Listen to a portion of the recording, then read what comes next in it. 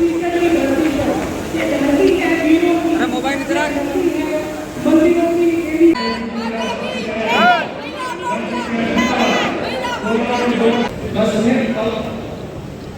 आप उधर से नीचे आ रहे हैं।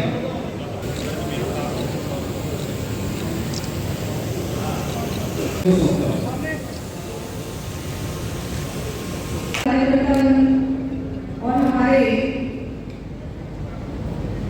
यहाँ आज सभी जो हमारे लोकतंत्र के सेनानी हैं, जिनको मैं बहुत बहुत आपका प्रणाम करती हूँ, क्योंकि ये कार्यक्रम आप लोगों के लिए वो युग हम सबने नहीं देखा, लेकिन उनकी कहानियां उस युग की सबने सुनी। और आज भी जब तक मैं कहानी सुनती हूँ, अभी भी हमारे सुमेधानंद जी की कहानी सुनाई और सचमुच ऐसा लगता है कि ऐसा कैसे हमारे संविधान के साथ, लोकतंत्र के साथ जिस तरह उस समय की कांग्रेस पार्टी ने खिलवाड़ किया, लोकतंत्र की हत्या की, संविधान का के साथ संविधान का अपमान किया, वो हम कभी नहीं भूल सकते।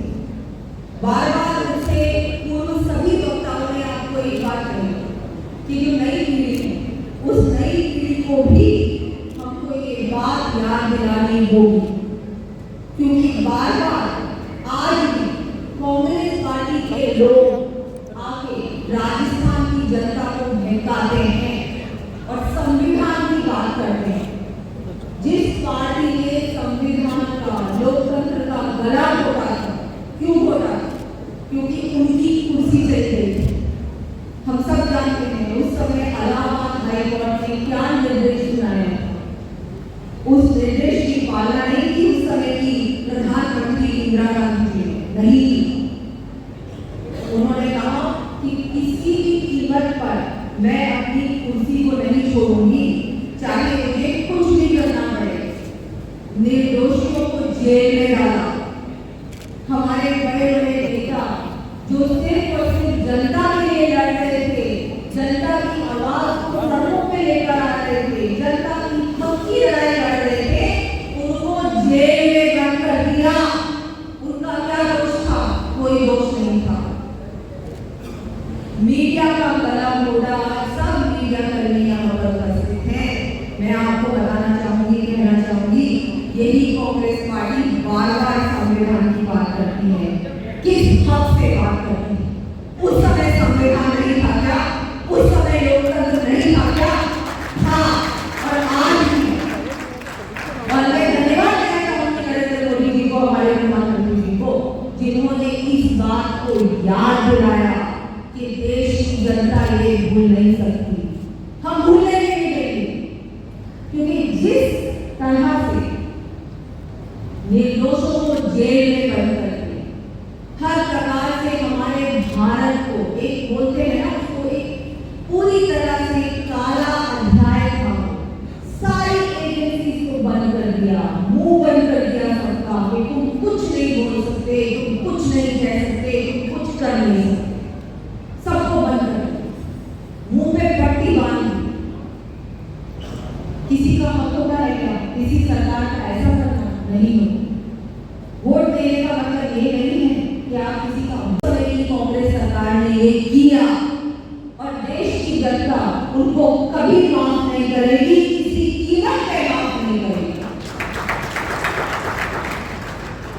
वो दिन हम कभी नहीं भूल सकते। और मैं आपको बताना चाहूंगी कि मैं इस समय मैंने देखा मेरी दादी जी, गायत्री देवी जी, मेरे पिताजी जिन्होंने देश के लिए लड़ाई लड़ी, महावीर चक्र भी मिला उनको भी जेल में बंद कर दिया गया। ऐसे बहुत सारे हमारे नेता, हम सब जानते हैं, जिस तरह उनको जेल में बंद कर दिया गया बिना किसी वजह के, बिना किसी, क्योंकि जब किसी को अगर आप जेल में बंद करते हो तो कोई कारण तो होना चाहिए। उनका दोष क्या था? कोई दोष नहीं, क्योंकि इंदिरा गांधी को रहना, उन्होंने अभी आपको सभी ने बताया कि कैसे बिना डेमोक्रेटिक प्रोसेस के संविधान को बिल्कुल एक तरफ कर दिया और अपनी मन मर्जी से उन्होंने रातों रात इमरजेंसी को लेके आई और इमरजेंसी को लेने के बाद आने के बाद सीधा सीधा सबको बंद कर दिया, मीडिया का भी बंद कर दिया, सारी जो भी जितनी भी एजेंसीज थी हमारे देश में उन सबको बंद कर दिया और ना केवल कुछ समय के लिए 2 साल के लिए हमारे देश में इमरजेंसी। ये कोई मजाक नहीं, ये बहुत बड़ा काला अध्याय है। तो मैं आप सबको ये कहना चाहूंगी कि जिस तरह कांग्रेस पार्टी और उनके नेताओं ने, क्योंकि उनको सिर्फ एक चीज की परवाह, उनको अपने परिवार की परवाह, उनको बस सिर्फ और सिर्फ कुर्सी का मन, जनता के लिए उनको कुछ भी नहीं। जनता चाहे एक तरफ जाए, जनता की आवाज उस समय भी बंद की थी उन्होंने, और आज भी मैं आपको बताना चाहूंगी कि ये बार-बार संविधान की बात करते हैं। आज भी अगर उनको मौका मिलेगा ना तो दोबारा से इमरजेंसी लेके आ सकते हैं। ऐसी पार्टी है, इनका भरोसा गलती से भी मत कर लें। हमारे इतने बड़े बड़े नेता, चाहे हमारे अटल जी थे, हमारे अडवाणी जी थे, हमारे मोरारजी देसाई जी थे, हमारी विजयराजे सिंधिया जी थी, सहित अनेकों हमारे नेताओं को जेल में बंद, और हमारे आज भी हम सब जानते हैं कि कैसे हमारी सरकार हमारे जितने भी मीसाबंदी है उनके लिए भी हम लोगों ने पेंशन को और आगे बढ़ाया है, और हमारे जो मीसाबंदी है उनके लिए हमने हमारी सरकार कि भाई इन्होंने बिना किसी दोष के क्या किया, आप लोगों ने कुछ नहीं किया, आपका क्या दोष था, कुछ नहीं। अगर गलत सरकार गलत करेगी तो जनता का हक होता है कि वो आवाज उठाए, लेकिन अगर आवाज उठाने पे आपको जेल में बंद कर दिया जाएगा तो ये सरकार की गलती, और सिर्फ इस वजह से उनको भी जेल में बंद कर दिया। रातों रात लोगों को घर से उठाया, सो रहे थे घर पे, बहुत सारे हमारे बुजुर्ग थे, बहुत सारे हमारे दिव्यांग थे, उनको भी घर से उठा के ले गए और फिर जाके जेल में बंद कर दिया। और जेल में आप जानते हैं ना कि क्या किया उनके साथ, 3rd डिग्री उनके साथ हुई थी जेल में, 3rd डिग्री हुई थी। सोचिए क्या कुछ था उनका, क्या वो क्रिमिनल्स थे, क्या उन्होंने किसी की हत्या की?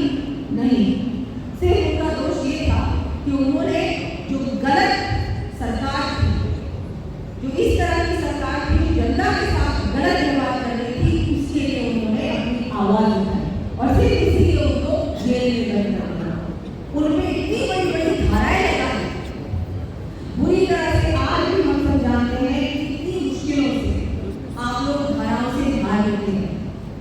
आप लोगों को जिस तरह से क्रिमिनल की तरह ट्रीट किया गया, बहुत मुश्किल से हमारे जो मीसाबंदी है, बहुत ज्यादा उनको परेशानी हुई। हम लोग जानते हैं कि किन विपरीत परिस्थितियों में आप लोगों को कितनी कठिनाइयों का सामना करना पड़ा, और फिर जाके आप लोग आज राहत की चैन से आप लोग अपना जीवन व्यतीत करें।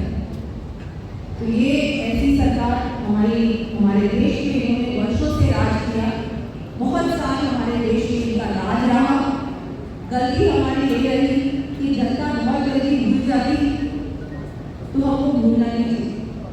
जिस सरकार ने इमरजेंसी लागू की है, उस सरकार को कभी भी इस देश के राज करने का, इस देश की सेवा करने का अवसर नहीं मिलना चाहिए। जो जितने भी यहाँ पर युवा हैं, मैं आप सबसे बताना चाहूंगी, निवेदन करना चाहूंगी कि हमारे इतिहास को जानें। ऐसी पार्टी, ऐसे नेताओं को अवसर ना दें, क्योंकि इन्होंने, मैं अगर सिर्फ राजनीतिक लड़ाई होती है ना तो वो एक तरफ होती है, लेकिन इन्होंने तो लोकतंत्र की और संविधान की दोनों की धज्जियां उड़ाई। इतनी मुश्किलों से हमारे देश को आजादी मिली, आसानी से नहीं मिली, बहुत मुश्किलों से मिली, बहुत संघर्ष करना पड़ा।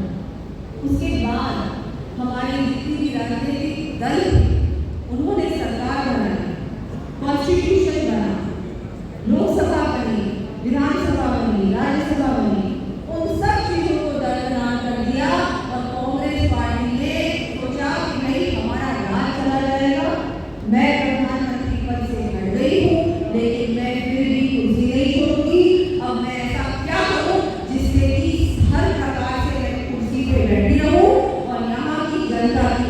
आवाज बंद करो, यहाँ की मीडिया की आवाज बंद करो, यहाँ कोई भी कुछ नहीं बोलेगा, हम यहाँ बैठे रहेंगे और हमारा राज चलेगा, चाहे किसी को अच्छा लगे चाहे किसी को बुरा लगे। ये किया कांग्रेस।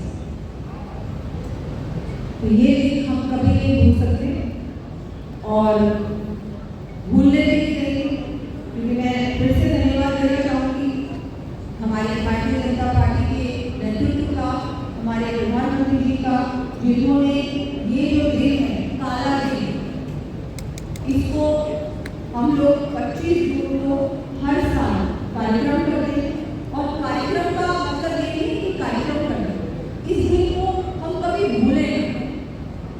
मुझे लगता है इतना भयानक दिन और कोई भी नहीं हो सकता। वो दिन आप खुद सोचिए क्या हुआ, कैसा हुआ। तो हम सब का दायित्व है कि हम इस दिन को याद करें। हमारे जो पूर्वज हैं उन्होंने त्याग किया, उन्होंने हमारे लिए जो परिस्थितियों का सामना किया, जिस वजह से आज हम लोग यहाँ बैठे हैं, उनके त्याग की वजह से, उनकी संघर्ष की वजह से हमको भूलना नहीं चाहिए। बहुत आसानी से भूल जाते हैं, भूलना भी नहीं चाहिए और किसी को भूलने भी नहीं देना चाहिए। तो मैं धन्यवाद देती हूँ मोदी जी का, पार्टी का, कि उन्होंने इस दिन को सबको फिर से याद दिलाया और जैसा कि समय पर कार्यक्रम देते हैं पार्टी को, आप सभी कार्यकर्ता हर कार्यक्रम में आगे बढ़कर भाग लेते हैं, उनको सफल बनाते हैं।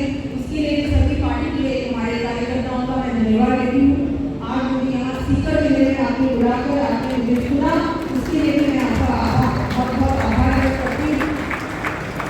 कुछ उसके माध्यम से मुझे बताएं तो मैं आपको बताना चाहूँगी कि खाटू श्याम जी कॉरिडोर के लिए और खाटू श्याम जी के विकास के लिए केंद्र सरकार से 87 करोड़ रुपए मिल चुके हैं, सैंक्शन हो चुका है।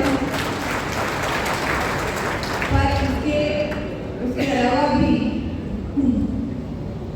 अतिरिक्त भी बहुत सारा और भी जो काम है खाटू श्याम जी के लिए या हमारे जितने भी धार्मिक स्थल हैं इस क्षेत्र में, उनके विकास के लिए निश्चित रूप से हमारी सरकार करेगी, उसमें कोई कमी नहीं रहेगी, कोई कसर नहीं रहेगी। ये मैं आपको पूरा आश्वासन देती हूँ। सीकर जिले में बजट घोषणा में 155 करोड़ की सड़कों की घोषणा भी की और वो काम भी शुरू हो चुका है। कहीं भी सब जनप्रतिनिधि व पूर्व जनप्रतिनिधि उपस्थित है मंच पर।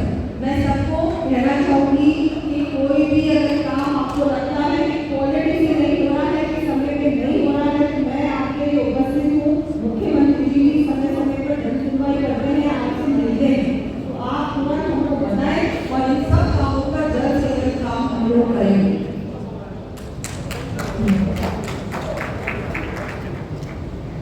बहुत सारी सीकर जिले में अभी मुझे देखने दिया है 165 करोड़ की अतिरिक्त तो सड़कों की बात की मैंने, उसके अलावा भी आपकी 165 करोड़ की बहुत सारी घोषणाएं हुई। मुझे तो लगता है कि हजारों करोड़ की घोषणाएं हुई हैं और घोषणाओं के काम भी बहुत तेज गति से जारी हैं।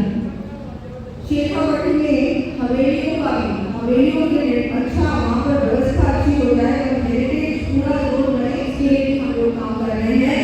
आपने बात की कि हमारे यहाँ सैनिकों की घटी है, तो उनके लिए भी झुंझुनू में वॉर म्यूजियम की हम लोगों ने पूरा प्रस्ताव तैयार किया है कि बहुत ही एक ऐसा म्यूजियम बने, संग्रहालय बने, वहाँ पर पैनोरामा भी बने और एक बहुत अच्छा जिसमें AI, VR बहुत अच्छा बहुत मॉडर्न आधुनिक संग्रहालय बनेगा झुंझुनू में। मैंने समय जब झुंझुनू आई थी, मैं देख कर भी आई थी और वहाँ पर हम उसकी प्लानिंग चल रही है, DPR बनने वाली है, बहुत जल्दी काम शुरू होने वाला है।